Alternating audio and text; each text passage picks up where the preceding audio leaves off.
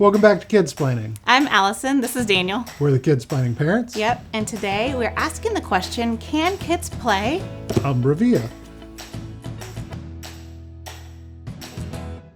So today we are looking at and breaking down Umbra Via, which is one of the new games from Pandasaurus Games. And if you've seen our other Can Kids Play videos that we've done in the past, you know that these videos are not necessarily for us to answer the question, can your kid play? Because we don't know your kids, we don't know your family. But what we're doing is breaking down the game as far as theme, language, strategy. All those things that are going to come into play to determine if a game is a good fit for your family. Yeah, because we want you to be able to go and invest in games that you feel more confident that your family will really embrace and you're just going to have a blast at the table. Yeah. So today we're looking at Umbra Via. And if you like this video, if you like the content we make, be sure to hit the subscribe button so you can just see when we post new videos, because we have a lot of new videos coming out. We're not going to go through a full how to play. If you want to actually learn how to play this game, Jared and Peyton did a full how to play video last week. You can find that in the descriptions. We'll leave links to all that. But really basically, this game is a good mix of, there's some secret bidding, there's path making, kind of tile placement, there's area control. It's got a lot of different elements going on. So the gist of the game is played over rounds. Each round you put 4 new tiles up here. And you do 2 rounds of secret bidding, where you're gonna hide your bidding tiles. You're gonna draw 3 flowers out of the bag. You're gonna place your bids on which tiles you want. You reveal them. You put your flowers up here, and then you do a second round of bidding, which will come into play in the strategy. But you do reveal your bids in between rounds, and then whoever wins the tile gets to place it. You're building onto paths. When a path is completed, then you score the path based on who has the most flowers on it, and then they get awarded these lighter color, the soul flowers, based on who won the path. So that's just a brief overview of how the game works. Again, if you want the full how to play, find that link in the description. Boys knocked it out of the park. Yeah. So the first thing we talk about in all these videos is the theme. And in this case, I want to also emphasize the artwork. So theme and artwork. The art is amazing in this game. It's a gorgeous game. Oh, it's so pretty. I mean, you look at the cover even. It's just gorgeous. Looking at all the vines and the colors, I really, really, really appreciate how they made the design. And even if you look at each individual tile, they have intricate just paths, stuff like that. I really like that. So as far as the art goes, it's amazing. It's gorgeous. There really is no question in the artwork if it's scary or I really think it just is gorgeous. It's a gorgeous game. It's flowers and vines. Yeah. Now the theme, if there's one part of this game that's going to possibly put some flags up for parents, it's going to be the theme. The story of the game is you're guiding souls down a pathway. There is a spirituality element to the theme of the game, but the only place that really comes into play is the name of the components. The actual gameplay has nothing to do. You don't have to even acknowledge it. So as the components go, these darker flowers are the energy flowers. These are called soul flowers. These tiles are soul tiles, and this is the altar board. When there's a path that's complete, then you have a summoning, and that's when you kind of do all that. That's the only time that the theme is really presented, is just in the title or in the names of the components. So you could easily just call them what they are, is just paths. When a path is complete, we're just going to tally the score. You just score the round. Yeah, and you've got darker flowers and light flowers. You just have your tile board. You don't have an altar board or something like that. You don't have to, you're not going to take away any of the game by not using those theme name components. Yeah. So if that spirituality theme is an issue for you, totally understand.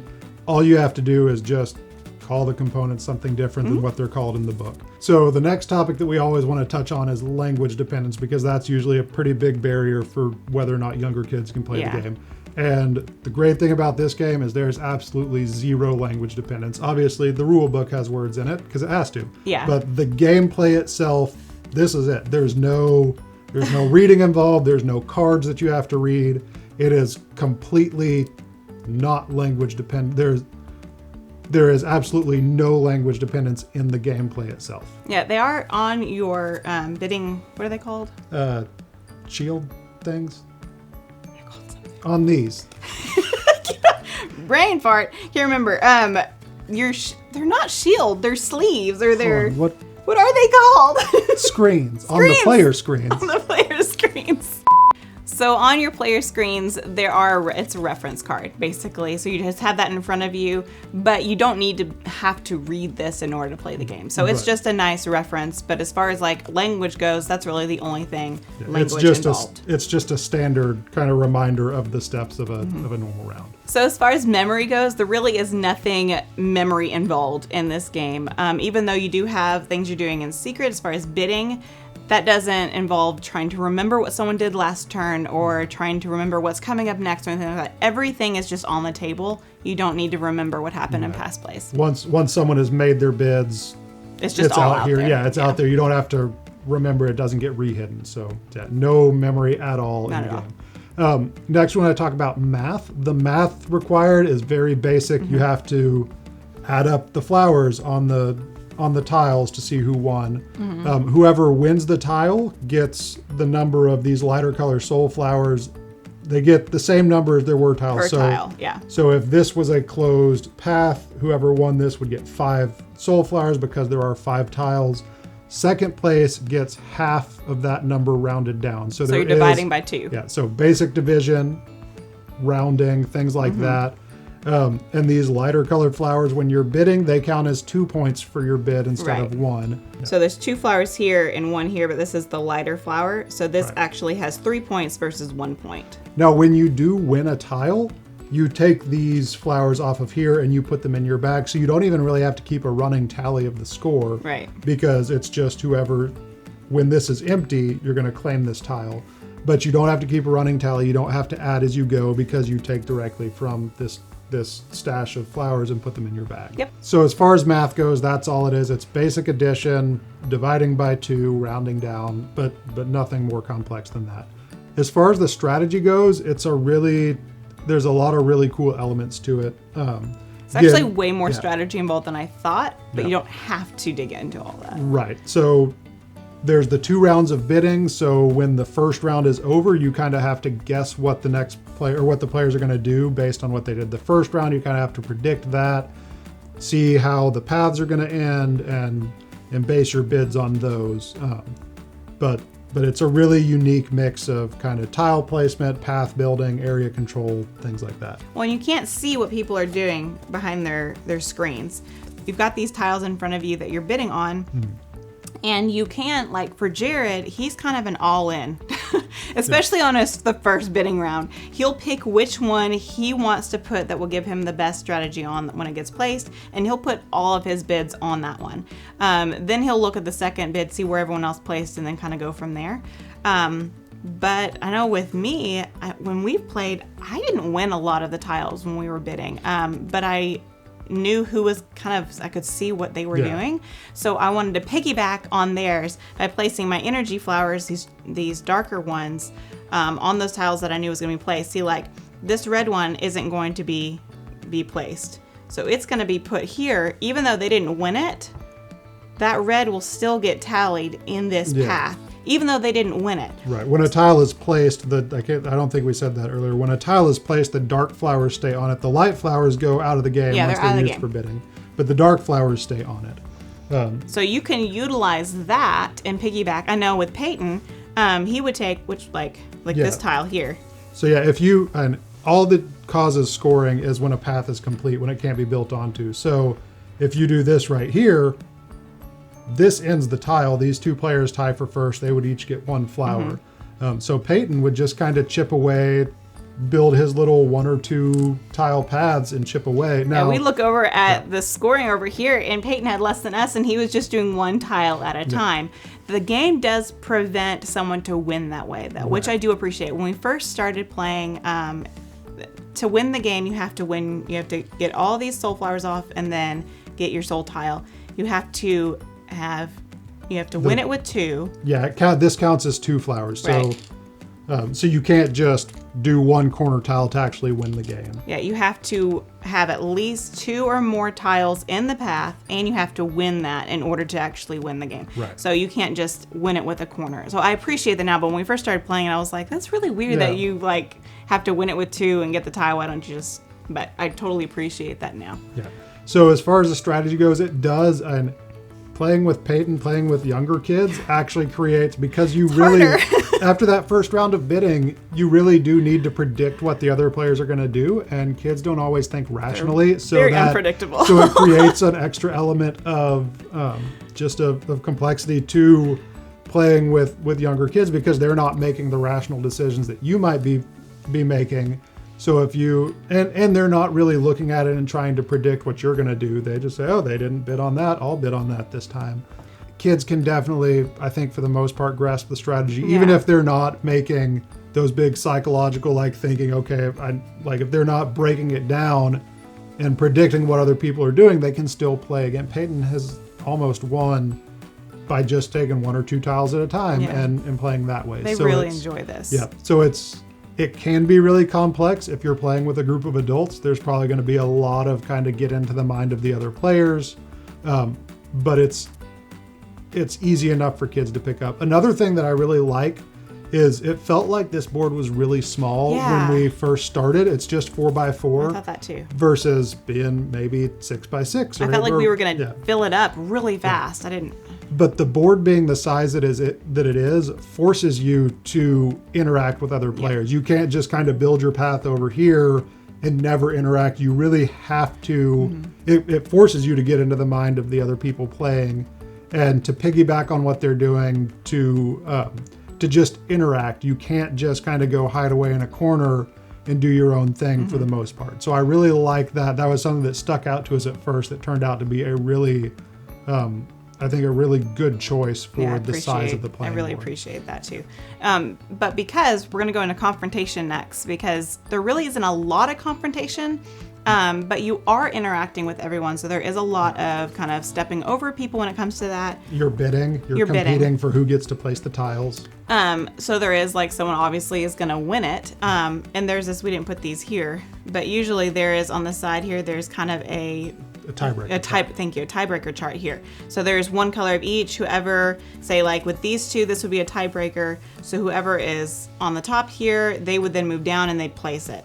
So that I really appreciate that they have that there. And there's that I really, really, really wanted that tile, and you won it. And we did run into that with Peyton and Jared some. Is Peyton would be going for a tile, and that second round of bidding comes out. And no one bid on a tile the first round, and then went all in the second round on one tile, and maybe they had more soul flowers, so they were able to win it. And he did express that disappointment of I was trying to get that tile. I really wanted that one. So, but there's no head-to-head confrontation. There's no take that element to the game. There's no I'm gonna play this card to really mess you up or mess up your strategy. Now your strategies might not align. Yeah. But there's no inherent take that element to the game. And we also play very fairly. We all we don't like to play. We're all harmonizers. Yeah, we are. So if you're playing with other people, that's just okay, I see what you're doing, and I'm totally going to stop you and end that, and you're not going to win that. There is a way you could make it more take that. But it's not required. It's not required. So as far as scoring and winning goes, it's all very clearly defined, even throughout the game. Whoever has the most flowers gets to place the tile. There's the score breaker track. There's a way to break, or the tiebreaker track. There's a way to break a tie. All of that is dealt with very clearly. And then for winning, again, there's 3 conditions that have to be met. First, to claim this tile and win the game, you have to have placed all of your other flowers. You have to actually win the path, and the path has to be 2 tiles long because this is worth 2 flowers. So to claim that, you have to have at least 2 tiles long. And you do have to win the path. If there's a really long path and I come in second, and then you still, even though you get 2, you still don't get win. your tile. So it's very clearly defined how someone wins. It takes out all of the guesswork. There is the potential for a tie, and I believe in the event of a tie, it's just a tie. Yay! You both win. But it's all very clearly defined, and there's no end game scoring that's going to come back and say, "Oh, I thought I was ahead," but once we tallied up all the victory points, we can do that. Now, I will say, there were times, Peyton and I think we had gotten all of our soul tiles off, and then Jared, I think he had 2 or 4 left on his, and then there was this really long path, and he won the path with 6. It was 6 tiles, I believe. Yeah. So he got he won the path, so we got all of those off, plus the 2, and then won the game. And Peyton and I were like, oh my gosh, we thought we had it. Yep. So come from behind victories are definitely possible, but it's not like I've been holding these cards secretly that gave me all the victory points, and now I'm going to just put those down at the end. It's all very clearly defined. So that's Umbra Via. It's a really, really well-designed game. Yeah, we really appreciate the design. And like I said, with theme and stuff, don't think that because there is that theme element that you don't want, that it wouldn't be worth it just to not have the game. It's definitely worth it to have this game because of how it plays, to just not talk about the theme if that's what's stopping you. Personally, that's what. And I know I read the designer's journal on the Pandasaurus website. It was not designed around the theme. Right. The game was designed and the theme was laid over it. The gameplay itself was designed completely independent of the theme. Which the theme works really well. The theme works really well. It's a subtle theme, but at its core, it's an abstract game with a theme laid over it just to give it a theme. The bidding, the tile laying, just the way I really appreciate this game. The 2 rounds of bidding is really it's a really unique element. I know there's other games that do that, but it fits so well, and it creates a lot of tension because good tension, but you're trying to predict what the other player is going to do, but they're also trying to predict what you're going to do. So there's been plenty of times it's like maybe I'll bid on this one and someone else will bid on this one, and then we swap or we go completely opposite directions the next round because I'm thinking they're going to keep on bidding on this and I need to beat it. So it's that element of trying to predict what someone is going to do, but only having limited resources. You only have 3 flowers each round to bid. So you have limited resources to counter what you think they're going to do, and they may be using all their resources to counter what they think you're going to do. So there's a psychological element to it that's really fun. Yep. You notice a lot of Pandasaurus games are kind of getting ahead of the other player. I really appreciate that. But it's a light game. It's really easy to learn. It's a couple rounds in, you've probably after the first round, you've totally got it. You may not have the strategy nailed down, but you have the rules nailed down. It's easy to learn. It's accessible for a lot of ages. I'd say for us, Peyton is almost 8. Almost 8. That mid 7 to 8, if you play other games, it's probably totally accessible. Below that, you may have. It can, just because of what's going on. I probably wouldn't play with a kid under 7 who hadn't played a lot of games recently. So, but beyond that, it's a fantastic game. We love it. We've really enjoyed playing it. It's beautiful. The design is the art's great.